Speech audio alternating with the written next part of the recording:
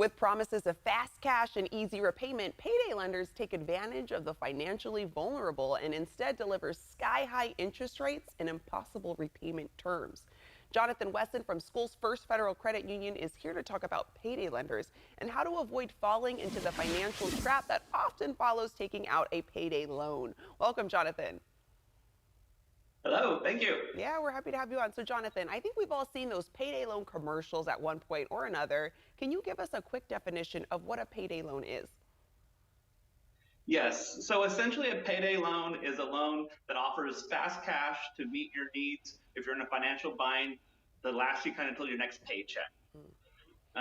These loans are usually due within 2 to 4 weeks, and they come with hefty finance charges. And because they come with such incredibly short-term repayment terms, those fees that they charge you for the loan typically translate into annual percentage rates of 400% or more. Wow, those are some high rates. So, how do they get away with that? Well, the marketing and sales teams of these companies, they're very deceptive in their advertising. And they emphasize promises of fast cash or guaranteed approval, no credit checks required. But they gloss right over the fine print of the finance terms that you're agreeing to. And so like an example of that is in California, you can go to a payday lender and you can get a $100 2-week loan, and they're going to charge you $15 for that loan. But that translates into 391% APR. Oh, my goodness. Well, aren't there any protections in place for consumers for this? Yeah, so the California does offer regulations that oversee payday lending. The maximum a borrower in California can take is up to $300 with a repayment term of 31 days. But that's still that can be a lot of money, even though it's regulated. It's more important, also important to be aware that other payday lenders from other states will advertise to California residents through online.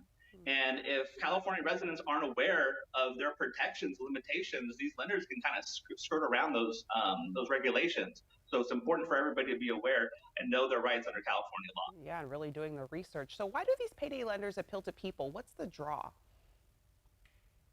Well, these kind of lenders, they tend to target people who are in a financial bind. And a lot of people don't realize that there's other options that are available to them out there. And so they feel like they kind of have to go there to get the financial relief that they need. So, what are some better options if you find yourself in a financial pinch? If you're in a pinch and you need some relief, the first thing I would do is reach out to any of your creditors that you currently owe money to.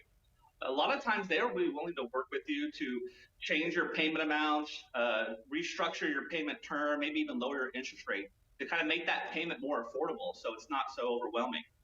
Another option is to check with your employer. Many employers will offer payday advances on your next payroll.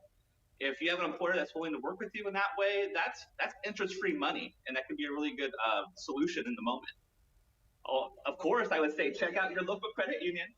Credit unions are known for offering low interest rate term loans with longer repayment terms, so it doesn't really affect you as badly as a payday lender. And then lastly, if you have a credit card and you really need cash, getting a cash advance is always an option.